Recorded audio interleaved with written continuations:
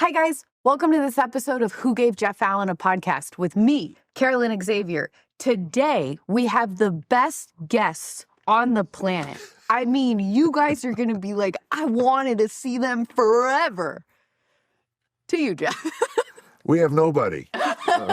You'll notice if there was camera was. Who gave me a podcast? This is Jeff Allen. Welcome to my podcast.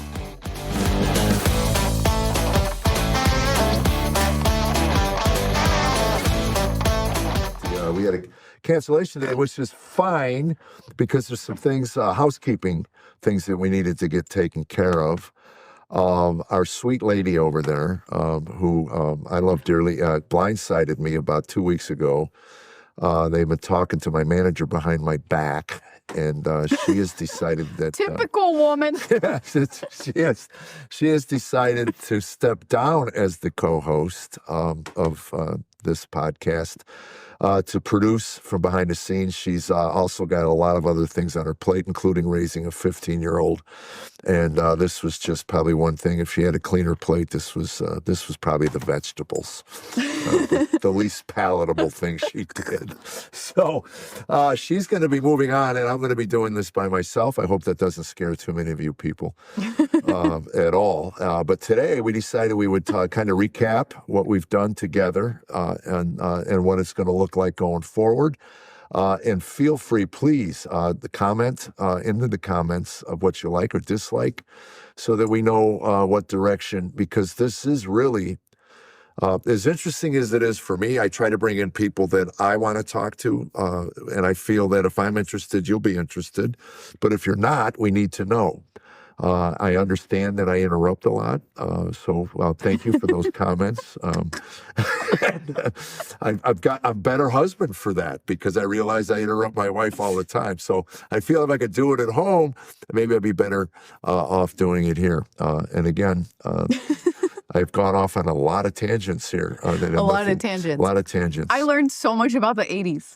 The 80s, that's right. Yeah, I learned everything about the 80s. Yes. Yeah. Brad Stein told me what a VHS tape was. I learned it all. Yes. Yeah. We had so many great guests. We did. One of the ones that stuck with me was Ben Fuller. Oh, yeah. Ben, I've listened to so much of his music constantly in the car that I go to bed with those songs in my head and I wake up with those songs in my head. So if I ever see him, I'm going to punch him lightly because he could kill me. But do you feel like it brought you a closeness with Christ? Yes, because the songs are all in line with my particular walk. They resonate with me because I understand that. Black Sheep is still moves me when I hear it. That lyric, especially when it comes, how's that heart of stone, not so hard when you're alone, crying tears. You wish nobody would see. Yeah. But the good news is he'll never leave you be. Yeah. Jesus loves you, Black Sheep. Powerful lyrics. So Ben was, and not having ever heard of him. Yeah. And I find out that, again, I'm way behind the curve on that because I go to churches and I'll say, have you ever heard of Ben? Oh, my God, we love Ben. We sing his songs here in our worship. Yeah, that was my retirement plan. Yeah. Keep him in the kingdom. You'll be set for life. Yes. You never really used worship music as like a way to walk out your faith. So have you found more Christian artists that you're like, I love this? Or are you just like, it's me and Ben? Well, early on I did. You did? Oh, I listened to Christian radio all the time. And it's interesting.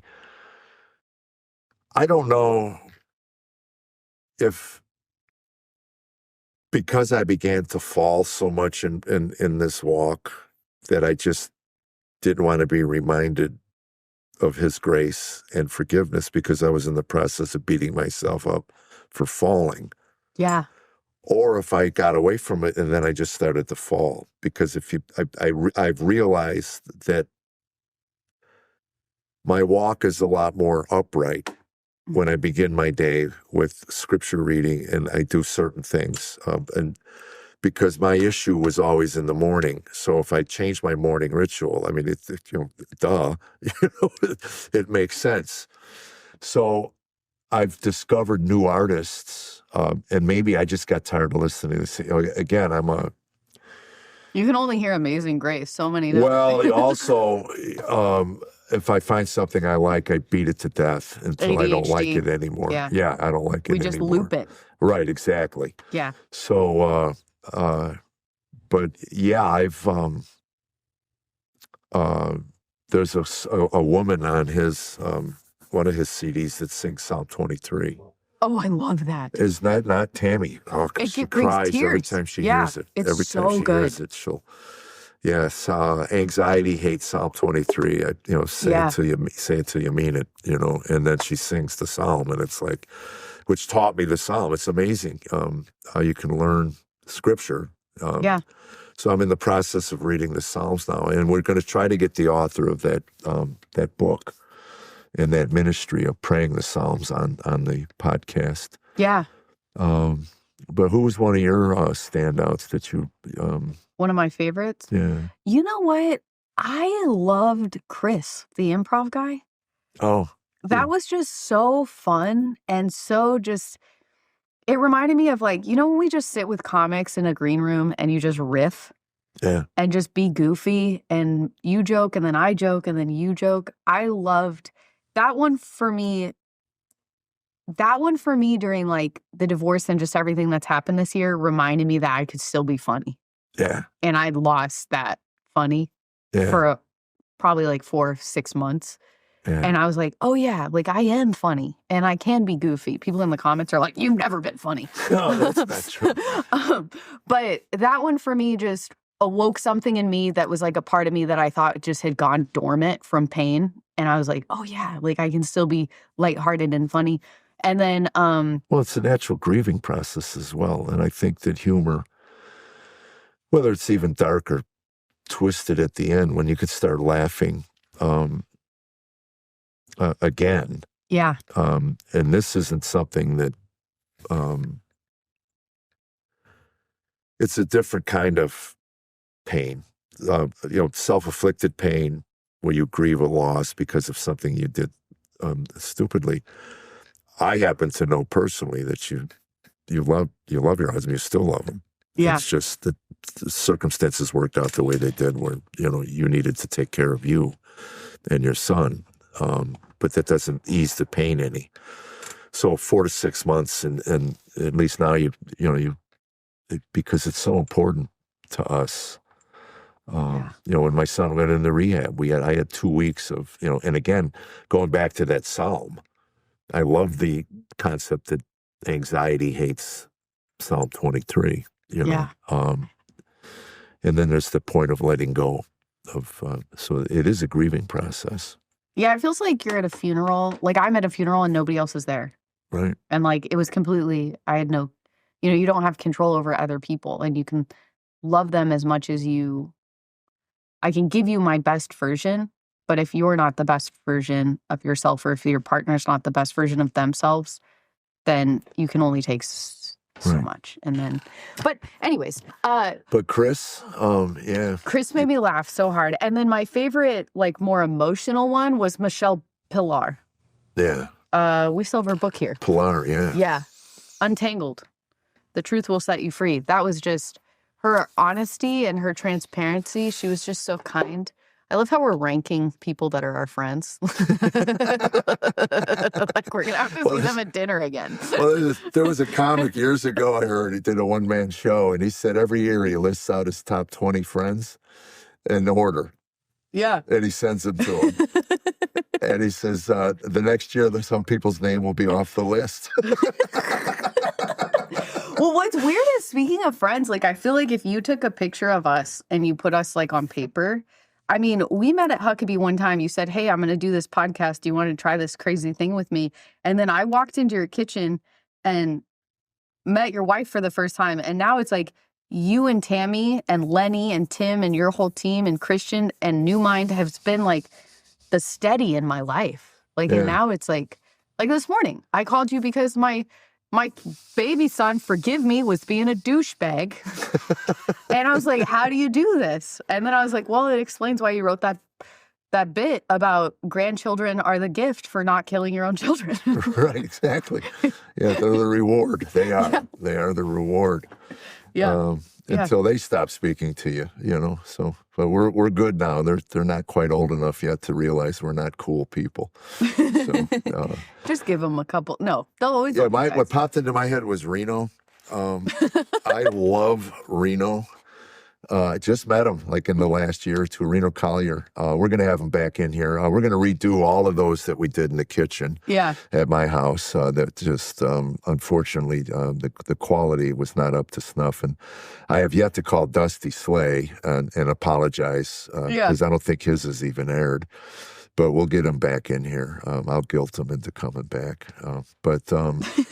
But Reno, I call Reno when I'm on the road driving.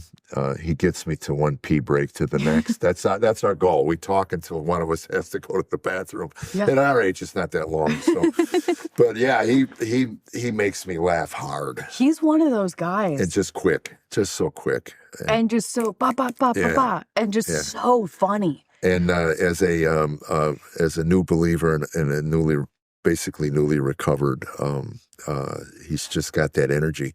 And it's important to be around people that aren't, 30 years sober. Oh, yeah, Or, I've been walking with Jesus for 25 years, Yeah, not just checking a box. Not at all. It's just nice to be around. I love seeing new believers, man, because they remind you, and that's something that, shockingly, I'm going to veer off into another topic, but putting together a message for next year's Love and Laughter tour that we're going to do January and February. I wanted to have some kind of message to leave couples with, and that word remember keeps coming, mainly because as you read scripture, you realize God reminds Israel, you keep forgetting what I've done for you. Why? You keep worshiping idols. I told this is going to end badly for you. You need to remember. Yeah. And it's important and I'm going to speak for me to remember what I felt like. And those emotions live inside of us when I first laid eyes and met Tammy. And I want to remember what it was like when I said yes to Jesus for the first time. Those first couple of years were literally like a honeymoon. Mm-hmm. I mean, I was on fire. I mean, it was just all I could talk about was Jesus. All I wanted to do was be with him and through the word and everything. And then as I began to become me, my old nature, the lie you tell yourself is that, well, he doesn't want to be with you because you're unclean. And then you realize as you read, he sat with lepers, the most unclean of the unclean. And, no, he wants you, and to remember that. So that's kind of what being around Reno reminds me of, that early years of recovery, the early years with Jesus. And then to see that come out through comedy and humor, and then still the rough around the edges part, you guys should definitely follow Reno Collier if you get a chance. Or if you've ever listened to Bob and Tom, you've heard Reno. Yes. For sure. He's just, he's so funny. And it was so funny. I don't know if we talked about this, but he called me. Apparently he didn't mention his wife in an hour and a half. Yeah, we have to have it back in. He goes, did you edit? No, we didn't edit Sandy out. We know better than that. Yeah. My favorite is when he tells the story. He's like, we had a car ride together and we were both kind of tired and we thought, it'd be fun to listen to my episode of the podcast. And he's like, I put it on and 5 minutes went by and I was like, that's weird. And then 10 minutes went by and I thought, that's weird. And then 15 minutes went by and I kind of glanced over at her and she was just looking out the window. And then 25 minutes, she was tapping her leg. Yeah, right. Yeah, so we're going to have him back so he can repent. That's important. Yeah, that would be great. Maybe we'll have Sandy come in and she can lay him out in public. That would be cool. Oh my gosh, she is one of the funniest. Oh, Tammy loves her. Yeah. It's a shame they live like in another country, Murfreesboro. Yeah. It's an hour drive. Yeah, all my friends are over 50, so I can't do anything past dark. Right, that's a shame. I was wondering about that. You got all these old people in your All life. these old people, they're like, oh, yeah, I'd love to go. What are you doing at 9 a.m.? Yeah. Like, working? Yeah. 6. Oh, it gets dark at 4:30 this time of year. Yeah, so. can't. Sorry. Yeah. I'll see you in the spring. Yeah. Yeah, it's so true. I know. It's so funny because our sweet listeners aren't going to have to hear me talk about the early church anymore, the Orthodox Church, but the zeal, that's something we talk about a lot because there's this idea that God gifts you this grace to be able to be welcomed and received into the church through baptism, that zeal, that love, that whatever. And you hear these monks talk about how hard it is during the dry times. And during the dry times when you don't feel that, how during that period is this beautiful, even though it feels very dry, it's revealing all of the things in us that are still there. Right. And during that dryness, and you're like, well, where did you go? You were here. Yeah. And it's kind of this, okay, I'm still here, but now we have to change these passions. We have to cut these things out at the root. Yeah. Well, that's what I love about the Psalms. I mean, if you read the Psalms, I mean, it's like one Psalm, you're the greatest, my God. And the next one, where are you? I'm totally alone. And it's so human. Yeah. You know, it's so us. And I've gotten away from that. So I'm back into it now. Next year. I'll tell you, Scott Payne. Oh, yeah, the FBI guy. FBI guy was an interesting, I still can't get over the fact that he would be at strip clubs drinking whiskey with the motorcycle gang undercover, and then Tuesday he's in El Paso doing Bible study in his living room. Well, realistically, I think that's most men in America. But he's just open about it. Yeah, that's what I used to tell Tam, you know, when she'd get mad at me for golfing. I go, there's a lot of other things men can get into that you'd probably be more disappointed me with. Isn't that the truth? Yeah. Yeah. But I think with Scott, what was so interesting about him is that you'll wonder. It would be interesting to interview an FBI undercover guy that doesn't have a relationship with Christ. Yeah. To see. Like what held them together? Yeah. I mean, what their life is like, you know. Mm-hmm. Yeah, that would be interesting. Maybe we'll look into that. Find a secular version of what that looks like. And now we had the Nashville shooter guy in. Steve Holland. Yeah. And he is in the middle of his recovery. Yeah. From all of that. That was a good interview. Yeah, he was sweet. We actually stayed friends, and he is like training my dog and stuff. Oh, really? Yeah. Because he's doing a lot of dog training because the canine thing. And he is, you know, he still goes through sometimes where he's still really struggling, especially with stuff on the news and especially like Charlie Kirk and all that stuff just kind of brings up, if you've been in an active shooting situation, I think it brings a lot of that up. Yeah. It would be so hard. Like, how do you isolate yourself from, just that would be no social media, no TV. Even if you go to the gym, it's like, I hate that I'm working out to like the worst things happening in the world. It's like. Oh, you watch the news? Yeah, like sometimes on the treadmill, they have the TV or whatever. Oh, right. And it's like, I can't choose the fact that they picked the Ukraine highlights. And I'm just like, well, I'm just trying to work off a donut. I only got my only tattoo was because I was watching the news while I was running on a treadmill. You have a tattoo? I do. Really? Did I know that? You did? Apparently not. I didn't know. What's your tattoo? It's the Gadsden flag. I did know that. Yes. Yeah. Yeah. That's wild. Hey, don't email me. You know you hit a Gadsden flag on your arm. You know. People get triggered quickly today. We've gotten some interesting emails. And some interesting comments. Have we? You never see. Nobody ever should. They isolate me from all this. I want to isolate me from. Yeah. You got. What did I post the other day? People might not know. We fired Cheryl. Yes. Yeah. Cheryl's back in rehab. Bless her heart. Yeah. Cheryl. Poor Cheryl. She's down there at the Villages. Yeah. So Carollynn will be booking the show from here on. This is Carollynn. Yeah. So. Cheryl the second. Cheryl the new. Cheryl the new. Yeah. Clean Cheryl. Yeah, clean Cheryl. What Cheryl could have been.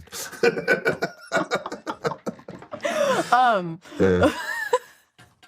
But I posted this video on yours. They might not know that I run your social media. I posted this video the other day. Clipped it up. It was so funny. You talking about woke golf. Oh, right. And I just glanced the comments. Yeah. And they were like, well, I thought you were funny and a Christian man. And you're like, what? What the heck does that have to do with anything? You know? Again, that's one of those lines that I do where if you have a problem with that, I mean, if you're so triggered by that, then you need to move on. Well, my favorite thing about it is and I don't want anybody to move on, but I mean, really? Really? You need help. You really do. My favorite thing about it is they don't realize when they comment angry things and then somebody that loves you and holds comments back that they're making you more money because they're driving up the views and the comments. Even know that. Well, then I need to make more comments. So like every time somebody writes, for trolls, every time you write something mean, you are putting cash in that person's pocket, just so you know. Just so you know, I didn't even know that. Yeah, because it sees all the engagement. The algorithm doesn't care if the engagement is people positive or negative. Yeah, it just sees engagement. So then it puts like basically your card to the top of the stack. Well, that explains it then, because I had that the bit. I don't think we've had it posted for years, but about let me get my notebook. Shooting the index finger on the playground, and I haven't heard that bit. Yeah, they suspended a kid for shooting his index finger, and I said, "Really? That's it? You know?" Yeah, all kids do that. I used to shoot knuckles when I was a kid. Well, I'm gonna shoot an elbow. Oh my gosh, he's shooting an elbow, run. And I got all of these comments about I was promoting gun violence. I go, I'm not even getting. So anyway, I pulled it because it's just. But it was very controversial for me. Yeah. To mock him for suspending a kid for shooting his index finger on the playground. And but all to me, and again, this might cause some problems, but there seems to be, and again, I may be wrong. This will shock people. Well, to be fair, we're 22 minutes into this, so if they're still here, I think they already love you. Oh, okay. I may be wrong, but there has been a systematic attempt to emasculate male. Really? No, I'm kidding. Yeah, it's terrible. I know. But everything done at the school level and even the church level to a point. Now, there's a movement within the church, which I love. Joby Martin, who I'd love to get on here. By the way, Joby, at Joby, put a thing in there. Maybe he'll get this. And I've been listening to his sermons. And because they're so strongly male, there's times I find it ironic. I start to cry, because I think there's a part of me that my father didn't give me good male tools. I was told just angry and smash things. And that's a man. And hold your liquor. That was important. Yeah. Nobody wants a man who pukes. You don't want to be weak. Weak and puke. Yeah. They didn't use the word weak, but I'm not going to say what they said. Yeah. So when we have male guests on, like Scott Payne, I hate I'll use the phrase, but there's a sweet aroma coming off of that man. By the way he treats his daughter, and obviously the way he loves his wife, and obviously he's a strong male. Yeah. So this term toxic masculinity is not only false. There are toxic behaviors that are male or female. There's a toxicity in certain behaviors, but well, it's such a lie. I fed into it. I can make my own money. I can open my own door. I can build my. I remember one time, in my marriage. I'm not going to say which one. I'm not going to out any of the 12 men I've been married to. All right. But no, actually, in both of my marriages, at one point, By the way, 12 was an exaggeration. We live in this society. Disclaimer, disclaimer. Disclaimer, 11 is what she meant. Yeah, working on 12. 12 will be the future. No, really, in both my marriages, it was like I so desperately wanted to be that. I'm an independent Black woman. I don't need no man. Like, I wanted to be that. And so I remember being 9 months pregnant with a surrogacy kid so I could put a down payment on a house, mowing our front yard, and taking branches off the roof. And just like, at one point I was like, why am I doing this? Like, why am I doing this? I was the pool man. I was the maintenance man. I was everything. And I was like, oh yeah. And then I remember my first date with my first husband. He tried to open my car door and open the door to the restaurant. And I was like, you don't treat me like that. Like, really? Yeah. Like, I can open my own door. And I'm like, oh, because I instilled in him that I would reject all of his courtesy and all of his help. And he was trying to do something nice. And it's like, looking back, I can see that I did it. So that's it then. Because I've gotten called out on the road years ago. I mean, but I would open doors for anybody, male or female. I would just hold the door open. Yeah. It's courteous. And I would get called out on that. I could do my own door. And it's such a lie. It's like they think that women were told like, oh, well, you're perceived as helpless or dumb or less than. Not at all. I would kill to be in a kitchen pregnant with no shoes while somebody else made the money. That would be a dream. Take me back to 1950. Yeah, and so it's like just, especially in California, I mean, it was so instilled in me from such a young age that you can make your own money and you can do all these things and you don't need a man and you shouldn't change your last name because that's how they own you and just all this stuff. And it's like I couldn't figure out why these relationships were bad. And the times I was single, like especially on dating apps. No wonder young men are confused because I think it's ingrained. We're wired to protect. I mean, we are. Yeah. And provide and protect. And if you're going to rewire us, at least tell us. Yeah. I can tell you this, maybe 70% of the time I'll open Tammy's car door and she says, thank you all the time. Good. Because I didn't do it for years. Yeah. And there was a point where I made a conscious effort to treat her with the reverence, and that's part of it. And again, we went round and round with this because Tammy is so independent. Yeah. She never asked for help. She just went through some medical stuff, and I wasn't able to take her. So I said, well, reach out to one of the women in our small group. And she goes, I'm not going to get her to ask for help. And finally, the woman laid her out. Said, you have any idea by me helping you blesses me. So don't reject my kindness. Don't reject my ability to bless myself. I mean, I'm doing this because it blesses me. Mm-hmm. So please let me bless myself. So it sounds differently than, you're weak. But again, if you want to get into childhood issues and things, when none of your needs are ever met, mm-hmm. you just learn to fend for yourself. And why bother asking? Because they'll just turn you down anyway. Yeah. My father made thousands of promises that he never kept. So why would I believe any promise my wife or sons or anybody would keep? So I'll just do it myself. Yeah. And so now you got two people, me and her, trying to keep that little kid safe. The Bible says one flesh. Mm-hmm. So, and it's interesting. God, somebody just said something after a show one night. I was talking about the sex addiction. It was at a men's thing and about the sex addiction. And somebody said, but it's your body. And I go, maybe, but the Bible says we're one. Yeah. So my body now belongs to her mm-hmm. and her alone. Yeah. And when I step out of that covenant, one, it doesn't end well for me, just emotionally, the shame that comes with all of that. Mm-hmm. But two, that's a lie the culture is telling, mm-hmm. And, we can go on, but asking for help, I didn't even realize that, that is a taught behavior. were. Oh, it's absolutely taught. And then I have sweet friends that aren't in the same faith.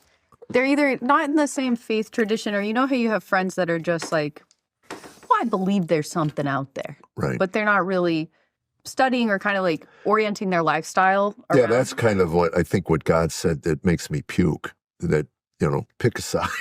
Oh, yeah, the warmth, the hot, and the warmth cold. and an offense. Scary. Yeah. But I have female friends that are single, dating, and they're like, well, I just want, the one in particular is my New York friend. I just want a guy to put me up on a pedestal and treat me like I'm his best prize and I'm the greatest that ever existed, and like just all this stuff. So she wants a truly masculine man that has reverence for his wife and takes care of his wife and provides for his wife. But on the same sentence, she'll be like, but they can't do it because they're all freaking morons, all these dumb. And it's that The Simpsons, every sitcom just culturally belittled men. Dumb dad, dumb this, dumb that. Right. He's such an idiot. The woman does everything, runs everything behind the scenes. And it's like 40 years of emasculating men. And then these women on these dating apps are concerned and confused about, well, why doesn't he treat me like I'm something special? Or why doesn't he treat sex or intimacy like it's something special? And it's like, well, we've been culturally crafted to, same thing with women and body issues. Like, our whole life, we're just kind of, and now it's, this don't body shame me, don't body shame me. Well, I remember when it came out that they were airbrushing. I mean, oh, yeah. They kept that a secret. Yeah. So the covers on Cosmo and all those photographs. Airbrushing for abs. years before people realized. And Photoshop. Yeah. Surgery. Now filters.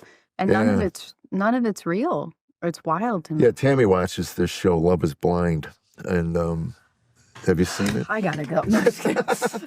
Have you watched it? No, I have standards, Jeff. I've sat in on it. And one of the things that came out was this young man was talking, they're behind a wall. You don't see each other, so you get to know each other. So anyway, it's what Love is Blind. So it's sort of like The Voice, but you're learning personality. Yeah, and they just book a bunch of school bus drivers and librarians. Well, it's so funny because the kid says, he's 29, he says, when I choose a wife, we're never going to argue, ever. I don't want to argue. I hate arguing. I hate blah, blah, blah.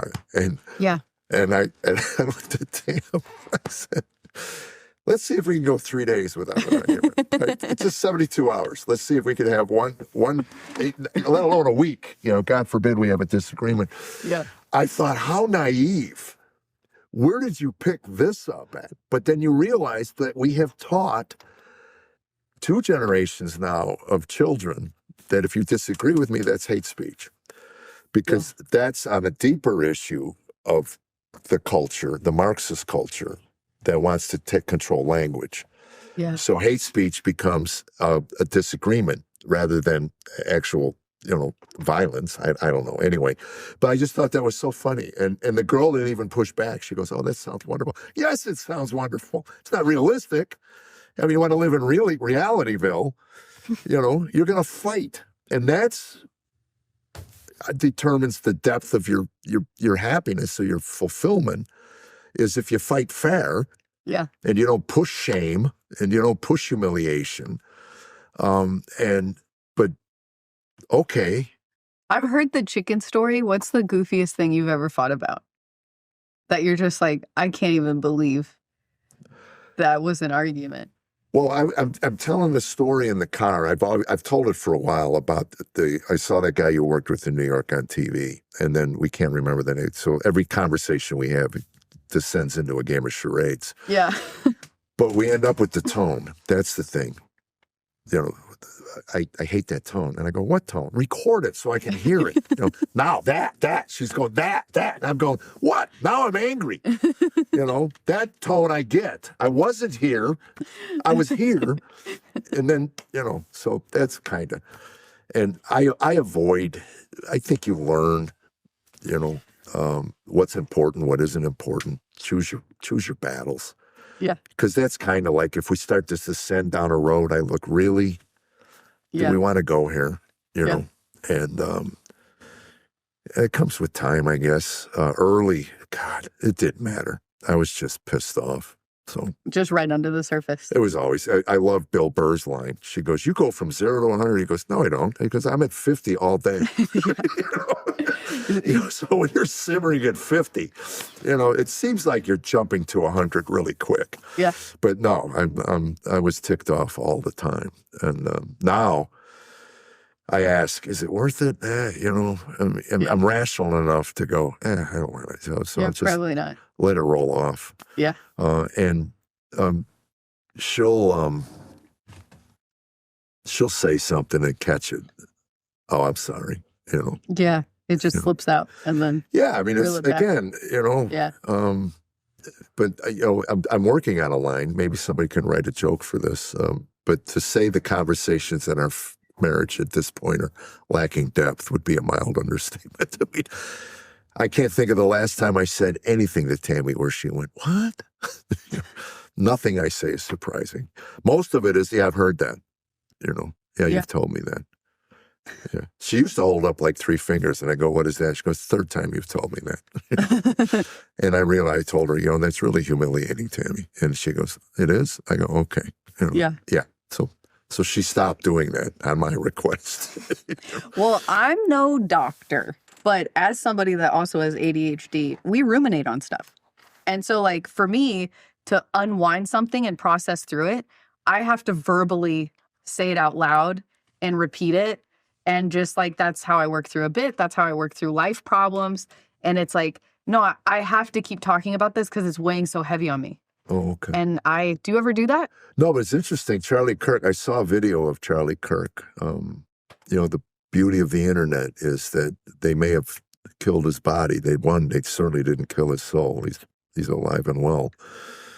But 2, his message is still getting out. And he talked about the whole trans thing in the sense that, it's insulting to women for a man to put on a dress and say, I'm a woman. Mm-hmm. Or a woman to take testosterone and talk in a deeper voice. Now I'm a man. Okay, well, whoa. Now you're treading a little too close on. Okay. Yeah. But he said our brains are wired differently. And he talked about a study where they stuck a group of women in a room for 30 minutes and a group of men in a room for 30 minutes. And then afterwards they asked them, what'd you think about for those 30 minutes? Mm-hmm. Men were sports, sex, or nothing. Women ruminated on previous conversations they had with friends. Yeah. And Tammy said, I do that all the time. Oh, yeah. I'll hang up the phone and I'll go, well, yeah. And I've done that where I've done interviews where you get done and you go, oh, I probably shouldn't have said that. Or, I know when we sat with Betty and James Robinson, Tammy, one of her rare interviews on television, I sat her down before we went out and I said, trust me, when we're done with this, you're going to think 1,000 things you should have said. Don't do that. Or don't do it long. Yeah. Because it's going to feel like it just finished. It's 5 minutes, which is nothing, especially if you're nervous. So just be yourself, answer the questions, and then let it go. That's why I don't really watch things, which is why I didn't know I was interrupting people. Not that comment bothered me. Yeah. Third time I brought it up. Okay, well, to be fair, 25 comments, but no, who's counting? No, I'm kidding. It wasn't 25. I'm just teasing. Yeah, I think that, I don't know. It's hard because, like you'd mentioned the trans thing. Yeah. I took my son to a concert, which I told you about, but there was about a 6'2" trans cross-dresser. I don't know. And I grew up in going to Rocky Horror Picture Show every Saturday for 3 years in Santa Monica. Yeah. Every Saturday I go to Rocky Horror Picture Show. And the idea of cross-dressing, transgendered, it was no big deal. It was like, we all did this thing and it was fun and it was goofy and it was dirty and it was silly. And we would laugh about Rocky Horror Picture Show. And I saw this trans or cross-dresser person at this concert, and clearly and these guys were just making Rocky Horror Picture Shows at him just to like shame him in public. See that? Yeah. And it was just like, yeah, I don't get that. This idea, our priest the other day was talking about anything you do, or we when you were talking about the talking at that men's group and how it's your body and all this stuff, and it's like, yeah, it's my body, but this idea of sin, that it just removes us from God, just like we remove ourselves from God and remove ourselves from God. And he put it in this analogy where he was like, when you're born as a child, you're this beautiful, clean mirror, and you're a perfect. I like the word mirror, by the way, because Yeah. you do tend to mirror those around, Yeah, this reflection of Christ is you reflect Christ as a child. And then as you grow in sin, there's a little bit of dirt on the mirror and a little bit of dirt in the mirror. And some of us get to a point where we can't even see Christ reflected in the mirror. It's just a dirty mirror. And that repentance and walking out your faith is cleaning off that mirror so you can see Christ reflect back. It's a great picture. Yeah, it's beautiful.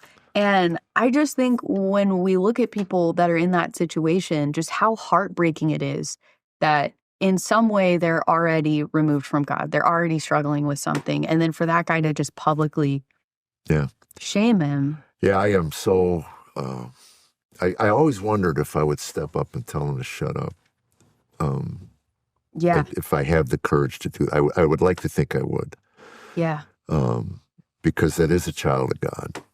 And that's not my issue with it. Yeah. My issue is the political side of it. Oh, the political side is crazy. It's the problem. The individual side of it is empathy and prayer. Yeah, of course. Again, I can put myself in a situation and go, I don't know what it's like to wake up every day of my life and be thoroughly convinced that I'm in the wrong body. Yeah. That's got to be hell. That is literal hell. It has to be. It has to be. So as they're walking out that, we should be empathetic and reflecting of Christ's grace and forgiveness. Now, beyond that, again,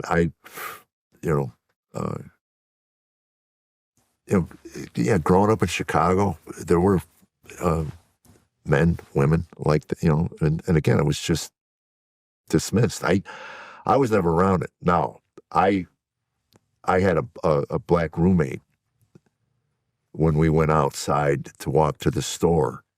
He was living with me for, I don't know, a few days. Then we went out to get some groceries or something, and people were coming out of their doors and screaming racial epithets at him, "Get out of here." And I watched this friend of mine just shrink, And I asked him, I said, "How often does that happen?" He goes, "Every time I go out in neighborhoods like this." And I went, "Really? I've never in my life had the urge to run out of my house and scream at people that were different than me." That's wild. I don't get it. But then again, it's demonic. Yeah. Again, it's this lack of empathy. Is it Botox? This was prior to Botox. There was all these tents yelling at this guy. This was prior to Botox. And again, I grew up in a neighborhood. We were racist to the core. Again, that was before there was a word for it. I mean, we made all the racial epithets. We made all of them. And I got to high school, and then I played ball. Our high school was not our neighborhood. Our high school was a melting pot. I used to say we were 60% minority, 40% majority. It was a math joke. But that was my first introduction to a different culture. And I had what I brought in. Again, the mirror was filthy with what my impressions were of that of a particular culture. And it wasn't until I got to college and I had roommates that were black, and I saw firsthand and this is the 70s. So it was openly and open and loud. And it hurt me because these were friends of mine. Yeah. So it changed my view by being in it, and it's interesting. I got shamed one night talking to a comedian about this.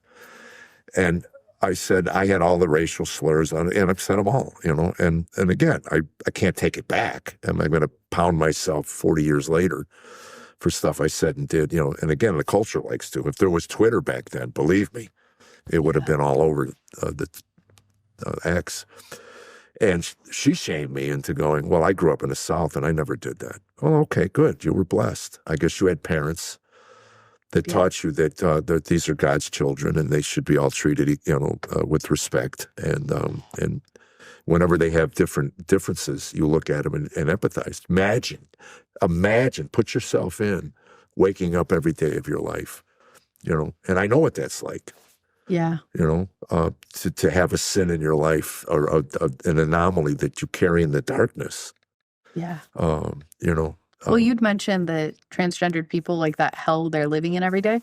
I think a lot of us are living in that hell every day, but we have this like unspoken luxury that we don't wear our sin outwardly. Absolutely. And it's like, it's so easy for me, like if I see somebody extremely overweight or and it's like, it's so easy to they're just lazy. Like I'm killing myself to try to stay this size and they're just this or they're just that. And I realized recently, like, oh no, they have to wear their sin and their struggles outwardly so much more than I do. Because if they saw inside here, they'd be like, I don't even want to be friends with that person. And I don't want to brag, but I actually dated a cross-dresser when I was 16. I did. He was the star of Rocky Horror Picture Show. I know. Everybody's like, star? The star. Yeah. He was my God. Frankenfurter.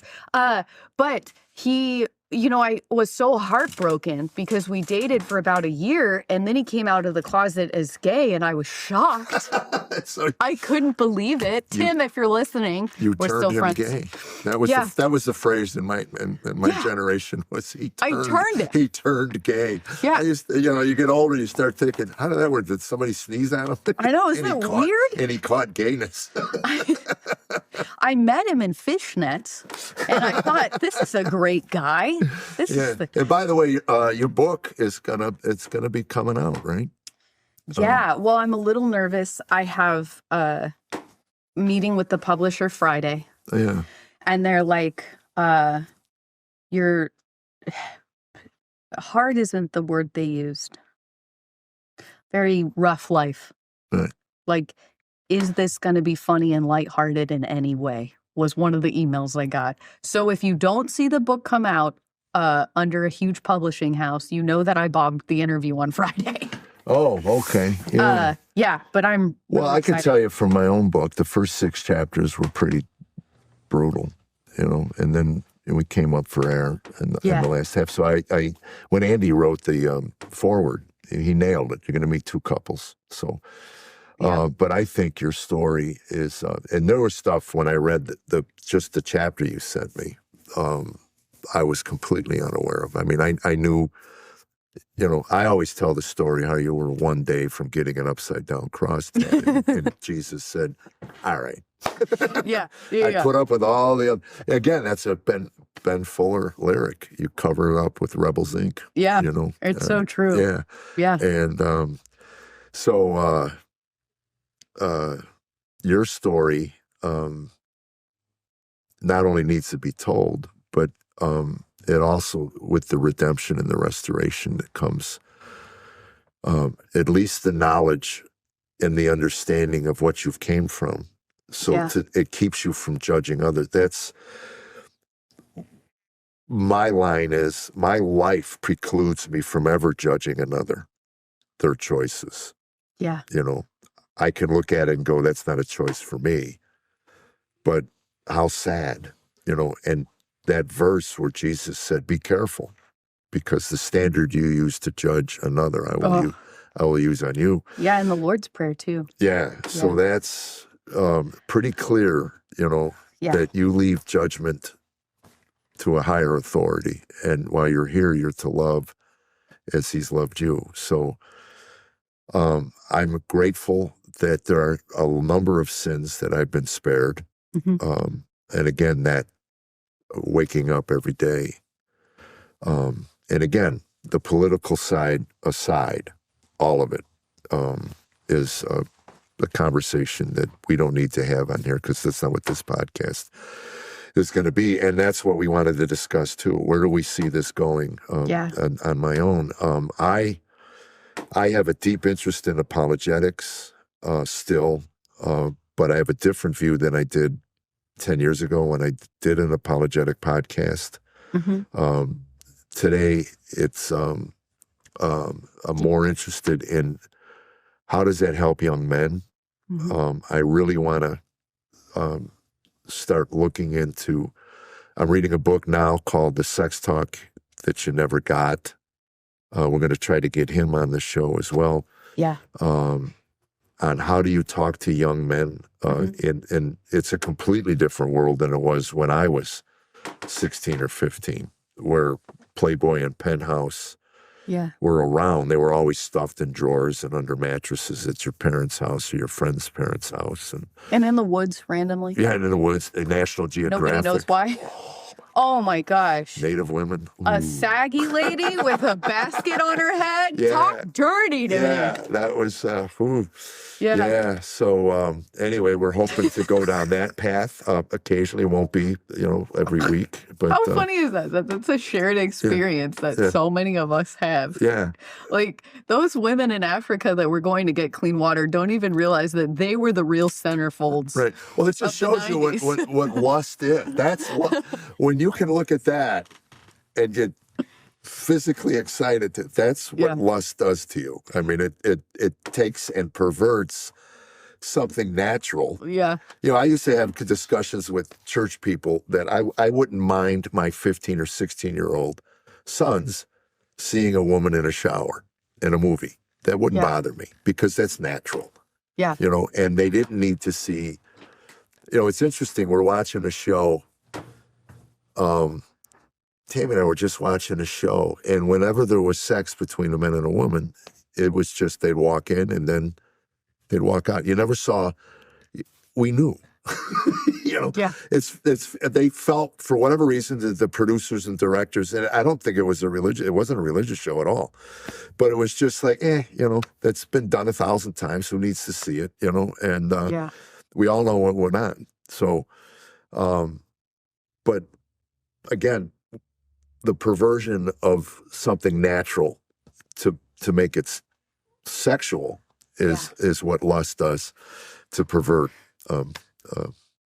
God's nature. Well, I've met two camps of people. One camp of person is like, I have a couple cousins that are nudists, and they live their nudist life, and they go to nudist colonies, and they feel like their children growing up around naked people all the time, that there's nothing sexual because they've seen every type of body. They've seen all the things, even through puberty. They're just like, they've seen it. Yeah. They don't care. Right. But then there's also I think everybody should be very modest. And, I lean more that way. Like we should all be fairly covered. And especially the church I go to, most of the women, except for in Brentwood, boobies out in Brentwood. It doesn't matter where you go, whether it's a church good money for or Publix. There's a lot going on in Brentwood. These are $12,000 each.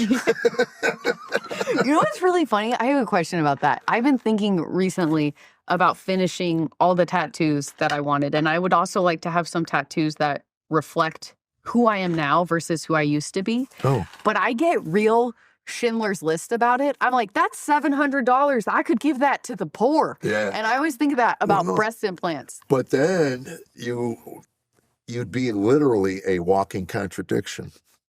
Yeah. Yeah. Yeah. That would be nice. Some guy would look at that and go, she's complicated. I think I could spend the rest of my life learning about her and her ink. I think they already know that. You're right about the money. We got it when we have a change jar. You've seen it in our kitchen. Mm-hmm. Anyway, when it's full, it's like $400 or $500, and we go eat a really, really, really overpriced dinner. Fancy dinner. Yeah, and I got a bunch of garbage. You should donate that to, I donate, Yeah. I do. It's hard in the brain. It's like, what do I, Well, anyway, I just dumped, what did I dump? My golf club membership. Oh, yeah, to donate to a charity. Bridge Ministry, which, again, Candy will be someone we'll have on. That's a ministry that I'm proud to support, and her story, Candy Christmas. For funsies, can I name drop some people that are coming on? Yes. Candy Christmas is going to be coming on. The lady that created Annie Ann's Pretzels. Pretzels, Ann Beeler. Yeah. Yeah, we're going to have her on. Who else? Pastor Tyler. He's coming on next week, and has this wild TikTok ministry and this crazy story. And also, we're going to start doing Zoom with just Jeff. It'll be so much easier. We can do Zoom. We can have much bigger, like the Jeff Foxworthys of the world and crazy people that Jeff Foxworthy's not crazy. No, he's not. Actually, no, he's not. He's amazing. Yeah, I should have said. Yes. And crazy. I meant like crazy famous people that Jeff has known for years, and I think that'll be really, really fun. What's your plans for the next year? Oh, that I want to read more. What I love about the podcast, it's got me reading. So when I read a book like the Sex Talk You Never Got, I want to have them on if you will. If they'll come on. Andy Bannister, an apologist that used to be with the Ravi Zacharias ministry, and please don't email me. Ravi's sin is pretty well known, but I didn't know. Go on, tell me more. It didn't. To me, it doesn't taint a 40-year ministry and the influence it had on my life. But Andy was part of his team, so I want to have Andy on. I'd love to get Wesley Huff on. He's in demand all over. But now that we can do Zoom, he's up in Canada, I believe, and we don't have to have him in studio. So maybe they're more apt to do it. That's the plan. Yeah. Also, I want to get Joby Martin, the pastor. I think he's from South Carolina or North Carolina, doing a lot of work with young men. And yeah, him and I talked already. Oh, you did? And so if it's Zoom, I'm pretty sure that we could definitely get him. Well, then that's great because I'd love to. I've listened to 10 hours of his sermons, and when I'm driving, I love listening to him. So that's kind of the goal. And you send us people that have moved you or changed your life. Yeah, if they're this far in, Carollynn at JeffAllenComedy.com for people you want to see, things you want to see, things you enjoy, things you dislike. Yeah, 2 L's, 2 N's. 2 L's. Yeah, it's Carollynn. Yeah, and you will be booking. Yeah, I'll be booking. Yeah, personally. So yeah, whenever you see how great his social media clips are. Yes. Or maybe how terrible they are. Yeah. Yes. And then, I'd like to get some people who don't necessarily believe but are interesting stories. Yeah. I'd like to get some apostates on maybe. Just to see what caused them to leave the faith. People that bailed. Yeah, walked away. I had a couple of them reach out years ago on the internet, and we had some nice conversations. And I had a lawyer in L.A. when I did the first pilot I did for Castle Rock. He said to me, just talking over lunch one day, he goes, "So you're a Christian?" "I am." And he says, "Yeah, I tried it. It didn't fit." Mm-hmm. So if it's something you tried on, like if you're looking for a spiritual coat to put on, and I'm always curious, certainly on that, because the change in me and when that revelation came, it was so profound, and then believe me, I tried at occasions because I was falling so much. A number of years ago, I tried to think, okay, I got to walk away from this. I can't be this hypocrite. I just can't. And then you stop and you look at how far you've come. To think of me going back to the man I was 27 years ago, when I got on my knees and said, "Okay, I'm yours," whatever that looks like. Yeah, is no way I'm doing it. It's okay. I'm in for the long haul. It's almost like with Tammy and I, our marriage. We got to a point we said, okay, we're divorcing. And then when we made a commitment to come home, that's off the table. Yeah. That couple is no more, so. Yeah, start fresh today. Well, that's it, and so when you take that word out of your vocabulary, this relationship and my relationship with you, there's no way I'm leaving it. Mm-hmm. So help me, strengthen me, encourage me. And that's kind of what I'm hoping we can do with this, is strengthen people, encourage people. And along the way, you have a lot of laughs. I want to have comics on, that make me laugh, and young guys, because I'm totally ignorant to who's coming up and who's not. I'm 70 years old. I don't know how many more years I'm going to do this full time. So it'd be nice to introduce my listeners to young comics that they can introduce to their children. I mean, I have a lot of millennials coming out now that we watched you since we were 8. You know, you were the comic our parents made us watch. And of course, at 8 years old, you're not getting Happy Wife, Happy Life. But anyway, now they have families, they have kids, and they're coming out to the show. They're finding me thanks to your... tickets at jeffallencomedy.com. He travels all over. You know, I heard from somebody the other day that they were like, listen to the podcast regularly every week. And they're like, we didn't realize that Jeff was still on tour because he always talks about stories that happened before when I used to be with, and they didn't. And I was like, how? And I was like, how am I dropping the ball this big that you listen to the podcast every week? You didn't realize Jeff was still on tour? Jeff goes to every state. He's been gone for 27 days. I haven't seen him in 6 months, okay? He's been from the East Coast to the West Coast. He goes to every state, to every city. Well, that's what's so funny. I just came from San Jose. I guarantee somebody's going to email and go, when you coming to San Jose? Guarantee it. Always. Yeah. Yeah, I see it in the comments. And I try to catch him and I'll be like, oh, I'll be in whatever. Right. But yeah, it's like you tour more than anyone I know. Yeah, I'm busy, which is good. You know, Tammy will determine whether or not when I slow down. You know, we've talked about. I don't see me retiring anytime soon unless I say something that gets me canceled. You know. Well, we need clicks. Now's the time. That's always a possibility. You know, and I'll say something. You may shock people to find out. Back in the 70s, I was a racist. So that may be it. You know, that may. How many more years is Trump in office? 3. We're just about to hit the election. November 4th is the county elections. So we have 3 years left. So you're safe for 3 years, and then you'll be retired.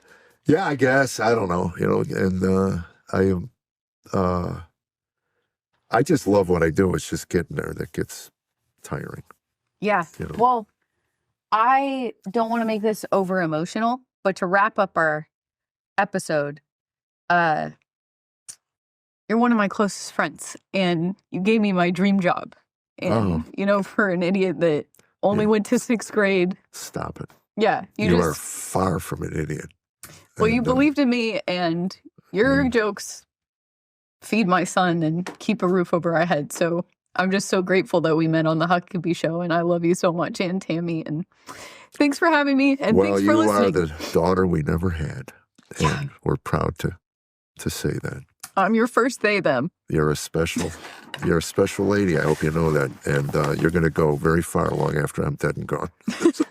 My next hot set is your eulogy. I've been practicing. And by the way, the Bruce Jenner joke, far and away, biggest laugh I get, and you gave me that. So if you give me nothing else. The Bruce Jenner joke. I'm going to ride that joke out until we've all heard it. So I'm not even putting it on here because I want people to hear it live. Yeah, I'll make sure it's on your headstone. Who gave me a podcast?